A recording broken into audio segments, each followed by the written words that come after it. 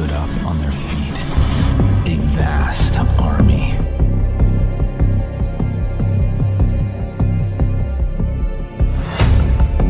अस्सलामु अलैकुम दोस्तों, तारीख़ इंसानी में एक वाक़या ऐसा भी पाया जाता है जिसमें 70,000 लोगों की हड्डियां दोबारा जुड़कर ढांचा बनी और ढांचे से जिस्म की शक्ल अख्तियार करके जिंदा हो गई। ये कौन सी कौम थी और दुनिया में ऐसी कौन सी कौम है जिनके जिस्म से सड़ी हुई लाशों की बदबू आती है? ये मुकम्मल हैरत अंगेज और मालूमाती वाक़या जानने के लिए इस वीडियो को आखिर तक देखें और हमारे चैनल को सब्सक्राइब करें।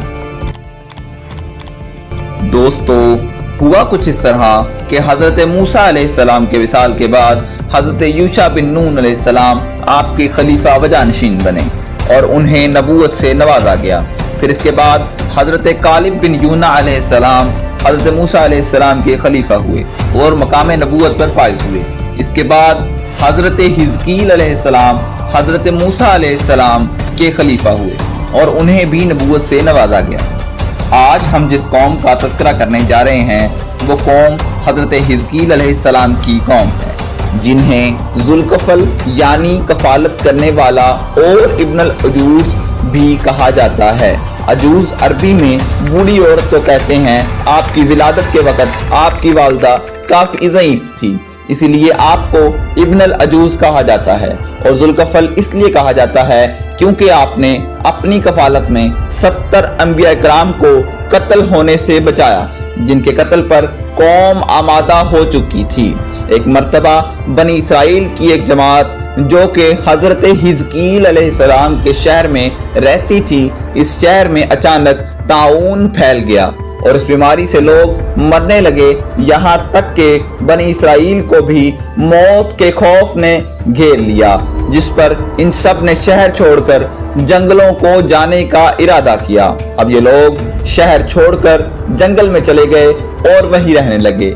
अल्लाह रब्बुल इज़्ज़त को ये बात सख्त नापसंद आई, यहाँ तक कि अल्लाह ने एक अज़ाब का फरिश्ता इस जंगल में भेज दिया, जिसने जंगल में आकर पहाड़ की ऊंट से एक जबरदस्त चीख मारी और गरजदार और खौफनाक आवाज से कहा, मूतो यानी सब मर जाओ। इस जबरदस्त चीख और गरजदार आवाज का सुनना था कि तमाम लोग मारे गए। इनकी तादाद तकरीबन 70,000 थी। बड़ी तादाद अब बगैर किसी बीमारी के अचानक मर गई तो इनको बेगौरो कफन ही वहीं रहने दिया गया। यहाँ तक कि 8 दिन गुजरने के बाद जब इन लाशों की सड़ने की बदबू न सिर्फ पूरे जंगल में फैल गई बल्कि शहर में आने लगी, कुछ दिन गुजरने के बाद शहर के लोगों ने इनकी लाशों पर तरस खाते हुए इस जंगल के इर्द गिर्द दीवार खड़ी कर दी ताकि इनकी लाशों को दरिंदों से महफूज रखा जा सके। कुछ दिन के बाद हज़रत हिज़कील अलैहिस्सलाम का यहाँ से गुजर हुआ तो अपनी कौम की इन 70,000 बेगौर कफन लाशों को देखकर आपका दिल भर आया और आप गमगीन हो गए। आपने अल्लाह रब्बुल इज़्ज़त के हुजूर दुआ फरमाई कि ऐ अल्लाह, ये मेरी कौम के नादान लोग थे जो मौत के डर से शहर छोड़कर इस जंगल में आ गए, लेकिन ऐ अल्लाह, ये मुझसे मोहब्बत रखने वाले थे, तेरी तौहीद बयान करने वाले थे, मेरे दुख सुख के साथी थे। आपकी ये दिलसोज दुआ जारी थी कि वही नाजिल हुई कि ऐ हिज़कील अलैहिस्सलाम, आप इन बिखरी हुई हड्डियों से फरमा दीजिए कि अल्लाह तुम्हें हुक्म देता है कि इकट्ठी हो जाओ। तो तमाम बिखरी हड्डियां जुड़कर ढांचे की शक्ल अख्तियार कर गईं। इसके बाद वही आई कि ऐ हड्डियों, तुम्हें अल्लाह तबारक व तआला का हुक्म है कि गोश्त पहन लो।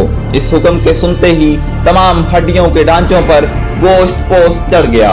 इसके बाद तीसरी वही नाजिल हुई कि ऐ हिज़कील अलैहिस्सलाम, फरमा दीजिए कि अल्लाह के हुक्म से तुम सब लोग उठकर खड़े हो जाओ। इस हुक्म के सुनते ही वो तमाम लोग जो कुछ देर पहले फकत बिखरी हुई हड्डियां थी, ला इलाहा इल्ला अंता सुब्हानका इन्नी कुन्तु मिनज़ ज़ालिमीन कहते हुए उठे और शहर की तरफ अपने अपने घरों की तरफ चल दिए और दोबारा आबाद हो गए। इसके बाद ये लोग अपनी उम्र जिए और दुनिया से रुखसत होते गए।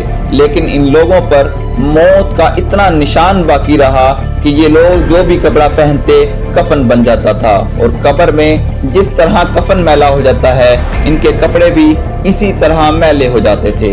एक और निशानी जो आज तक इनकी नस्ल यानी यहूदियों में पाई जाती है वो ये है कि इनके जिस्म से सड़ी हुई लाशों की बदबू आती है, जो आज भी इनकी नस्ल के यहूदियों में पाई जाती है। ये थी इस कौम की कहानी जो मौत के खौफ से शहर से जंगल को गई, लेकिन मौत ने इन्हें वहीं आ लिया और अल्लाह रब्बुल इज़्ज़त के नबी की दुआ की बरकत से इन्हें दोबारा जिंदगी अता की गई। अगर आपको हमारी वीडियो पसंद आई है तो इस वीडियो को लाइक करें और हमारे चैनल को सब्सक्राइब करें।